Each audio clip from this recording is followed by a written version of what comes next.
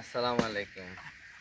আসলে চৌধুরী এগ্রোর আমরা যে মৎস্যর যে পুকুর আছে এখানে আসলে গোসল করাত লাগছিলাম, হঠাৎ ডাব দেখিয়া মাথা তাইলো যে ডাব আসলে এগুলা মানে হাফ ডাব হাফ নারকেল এরকম আর কি, মাঝামাঝি অবস্থায় আছে।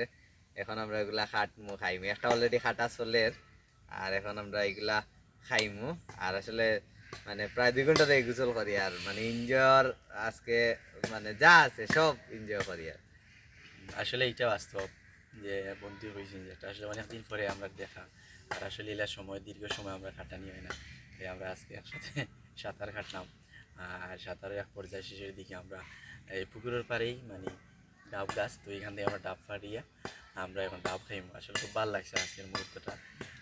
ধন্যবাদ আমার বন্ধু হুসাইন রে, আর চৌধুরী একবার অসংখ্য ধন্যবাদ।